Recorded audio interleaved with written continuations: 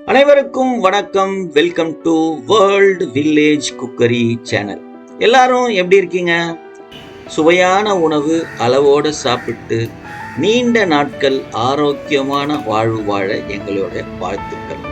இன்னைக்கு நாம செய்ய போற டிஷ் உலக புகழ்பெற்ற திண்டுக்கல் சீரக சம்பா மட்டன் பிரியாணி. இந்த திண்டுக்கல் பிரியாணி அதில் போடுற சீரக சம்பா அரிசி அது சாப்பிட்றதுக்கு அவ்வளோ சன்னமாக இருக்கும்.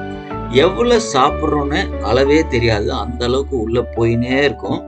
அதில் போடுற அந்த மட்டன் பீஸு சின்ன சின்னதாக அழகாக இருக்கும். அப்படியே ரவுண்ட் ரவுண்டாக குண்டு குண்டாக இருக்கும். பூ போல வெந்திருக்கும். சாப்பிட சாப்பிட அப்படியே இறங்கிக்கினே இருக்கும். இன்னொன்று, இந்த திண்டுக்கல் பிரியாணியில் அந்த வாசம் நெய் வாசம் கொஞ்சம் தூக்கலாக இருக்கும். ரொம்ப பிரமாதமாக இருக்கும். அப்படியே நினைக்கும் போதே நாக்குல எச்சி ஊறுது. இந்த திண்டுக்கல், விருதுநகர், மதுரை, செங்கோட்டை இது மாதிரி பகுதிகளில் இந்த பிரியாணி ரொம்ப ஃபேமஸ்ஸு. பல இடங்கள்ல பல பேர் சொல்லுவாங்க. ஓலக்கடை பிரியாணின்னு சொல்லுவாங்க, அப்புறம் தொன்னை பிரியாணின்னு சொல்லுவாங்க, திண்டுக்கல் தலப்பாக்கட்டி பிரியாணி அப்படின்னு சொல்லுவாங்க. ஆனா எல்லா பிரியாணியும் கிட்டத்தட்ட ஓரளவுக்கு சுவை ஒரே மாதிரி தான் இருக்கும், சின்ன சின்ன வேரியேஷனோட.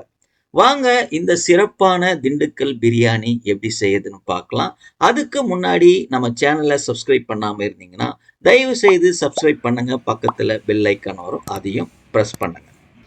நாம இன்னைக்கு ஒரு 600 கிராம் அரிசி, 600 கிராம் மட்டன் போட்டு பிரியாணி செய்ய போகிறோம். அதுக்கு 600 கிராம் மட்டன் சின்ன சின்னதாக கட் பண்ணிட்டு அதை மேரினேட் பண்ணி வைக்க போகிறோம். அதுக்கு 1/2 ஸ்பூன் மஞ்சத்தூள், 1 ஸ்பூன் குழம்பு மிளகாத்தூள், 1/2 ஸ்பூன் இஞ்சி பூண்டு பேஸ்ட்டு, 50 ml தயிர், தேவையான அளவு உப்பு, 1/2 எலுமிச்சம்பழம் புழிஞ்சிட்டு அதை நல்லா பெசரி ஒரு 1/2 மணி நேரம் அல்லது 1 மணி நேரம் இதை தனியாக ஊற வச்சிங்க அப்படின்னா மட்டன் நல்லாவும் வேகும், சுவையாகவும் இருக்கும். இப்போ நம்ம அடுப்பை பற்ற வச்சுக்கலாம்.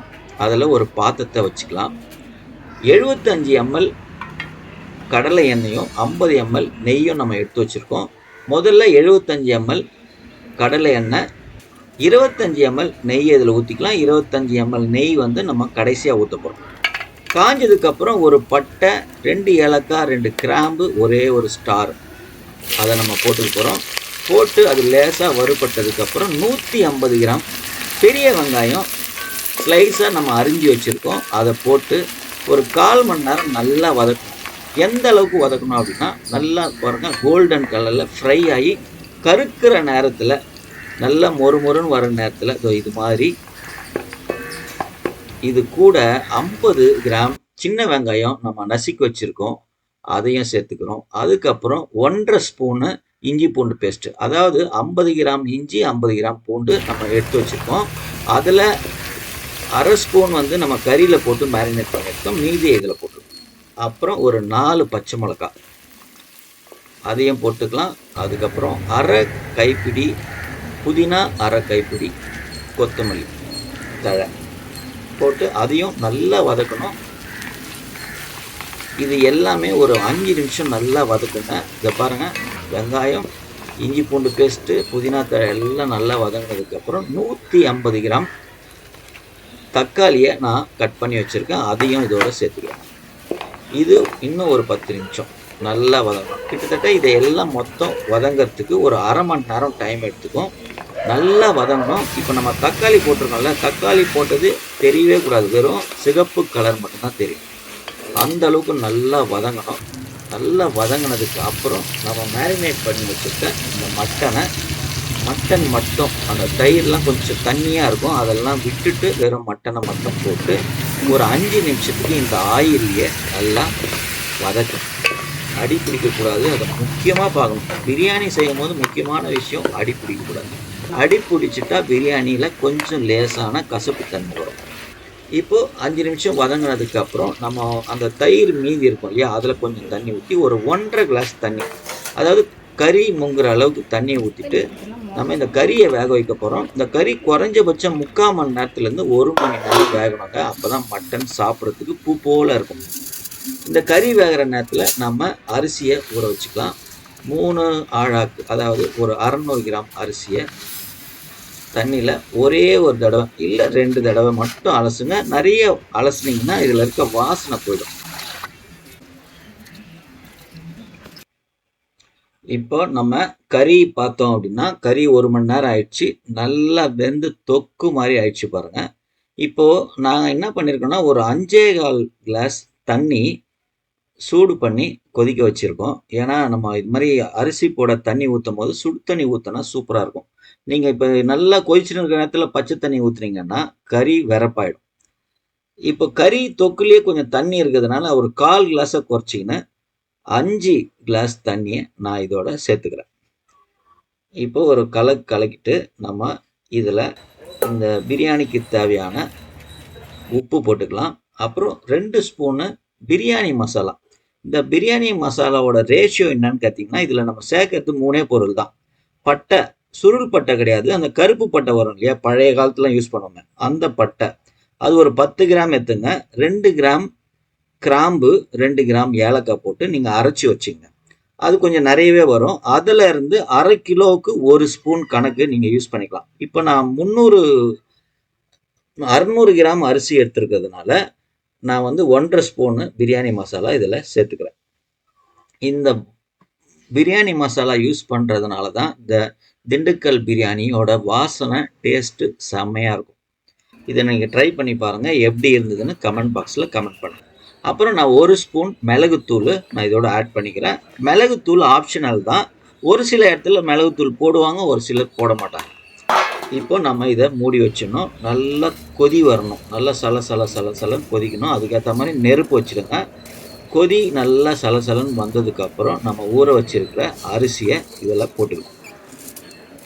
போட்டுட்டு ஒரு கிளறி உப்பு, புளி, காரம் எல்லாத்தையும் செக் பண்ணிடணும். ஆக்சுவலாக அரிசி போடுறதுக்கு முன்னாடி எல்லாத்தையும் செக் பண்ணிடணும்.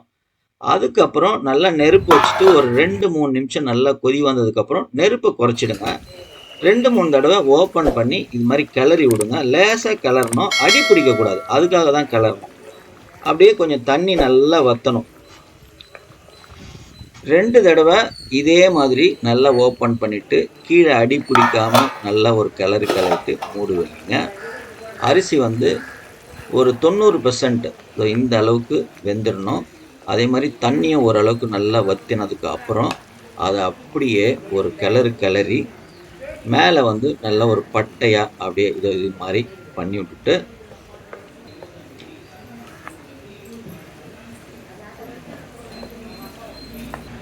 நம்ம மீதி இருக்கிற கொஞ்சம் புதினா, கொத்தமல்லி அதை மேலே தூவிட்டு நம்ம மீச்சி வச்சிருக்கிற நெய்யை 25 ml நெய்யை அது மேலே நல்லா ஊற்றிட்டு நீங்கள் தட்டை போட்டு மூடிடுங்க. மூடிட்டு மேலே ஒரு வெயிட் வச்சிடணும்.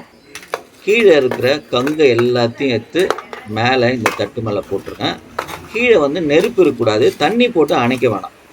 கீழே வந்து லேசாக ஒரு அனல் இருந்தால் போதும். கீழே இருக்க கங்கு எல்லாத்தையும் வெளியே எடுத்துட்டு கட்டையெல்லாம் எடுத்துக்கணும். கங்கை மட்டும் மேலே பிளேட்டில் போட்டு ஒரு 20 நிமிஷம் தம் போட்டு 20 நிமிஷம் கழித்து ஓப்பன் பண்ணி பார்த்தீங்கன்னா அப்படியே அந்த நெய் வாசம் மணக்க சீரக சம்பா திண்டுக்கல் மட்டன் பிரியாணி அப்படியே பலன்னு சூப்பராக இருக்கும். அப்படியே எடுத்து மேலே அந்த அரிசியெல்லாம் உதிரியாக பிரித்து போட்டிங்க அப்படின்னா நீங்கள் இதை பார்க்கும் போதே உங்களுக்கு நாக்கில் எச்சி ஊறும். அவ்வளோ பிரமாதமான திண்டுக்கல் சீரக சம்பா மட்டன் பிரியாணி ரெடி. நீங்கள் கண்டிப்பாக உங்கள் வீட்டில் இதை ட்ரை பண்ணுங்கள். நம்ம ரெகுலராக செய்கிற இந்த பாஸ்மதி பிரியாணியை விட இது வந்து ஒரு டிஃப்ரெண்ட் டேஸ்ட்டாக இருக்கும், செம்ம டேஸ்ட்டாக இருக்கும். இன்னொன்று, இந்த அரிசி வந்து ரொம்ப சன்னமாக இருக்கிறதுனால நம்ம சாப்பிட்ற அளவு நம்மளுக்கே தெரியாது, அந்த அளவுக்கு நைஸாக இறங்கும். நீங்கள் கண்டிப்பாக உங்கள் வீட்டில் செஞ்சு பாருங்கள், சாப்பிட்டு பாருங்கள், சந்தோஷமாக இருங்க. உங்கள் வீட்டில் செஞ்சு பார்த்துட்டு எப்படி இருந்ததுன்னு கமெண்ட் பாக்ஸில் கமெண்ட் பண்ணுங்கள். உங்களோட கமெண்ட்ஸ் எங்களுக்கு ரொம்ப ரொம்ப ரொம்ப முக்கியம். இந்த வீடியோ பிடிச்சிருந்ததுன்னா லைக் பண்ணுங்கள், உங்கள் நண்பர்களுக்கும் உறவினர்களுக்கும் ஷேர் பண்ணுங்கள். முக்கியமாக நம்ம சேனலை சப்ஸ்கிரைப் பண்ணுங்கள். பக்கத்தில் பெல் ஐக்கான் வரும், அதையும் ப்ரெஸ் பண்ணுங்க. மீண்டும் அடுத்த வீடியோவில் பார்க்கலாம். நன்றி, வணக்கம், பை.